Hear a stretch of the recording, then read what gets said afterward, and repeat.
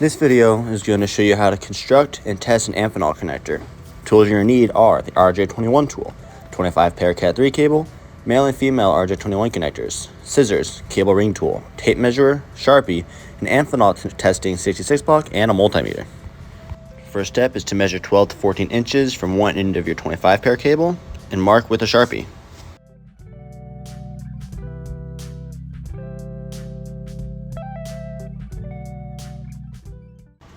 Next, you're going to cut the cable sheath by rotating the cable ring tool once around the cable. After removing the cable sheath, remove the jacket.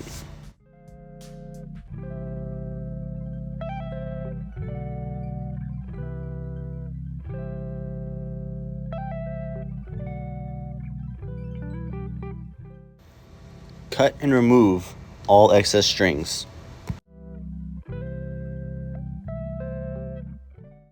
Secure the cable in the tool using the plastic hold-down strap. Ensure that the sheath extends approximately ½ an inch above the aluminum block. Flip the color guides to indicate which connector you'll be making. For this one, we're going to start with the female.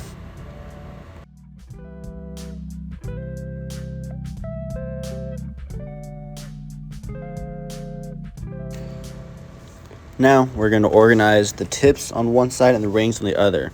Make sure you follow the color code for each side.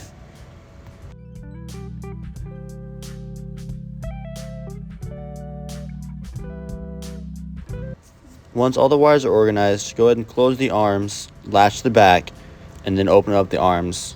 You can cover the wires if you feel necessary.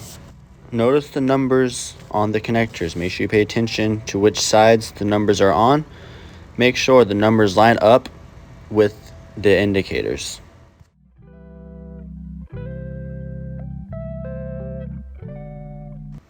Gently pull the wires to remove any slack from the back. Once you've pulled all the slack, lift up the connector, latch it into place, and then close the arms of the tool.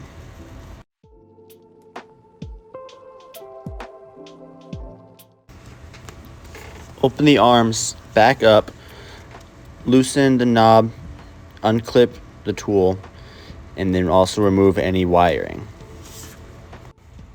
Next, remove the rubber strap. Slide the cable upwards carefully until off the RJ21 tool. Visibly inspect for any flaws or mistakes. Lastly, slide the cover over the connector, install the strain release clamp, and thread the screw from the back of the connector.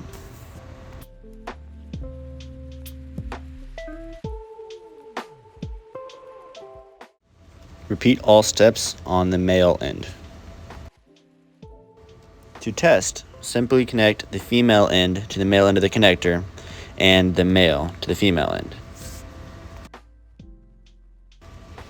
When testing for continuity, make sure your multimeter is set onto the continuity mode. You're going to test each pair and listen for the beep.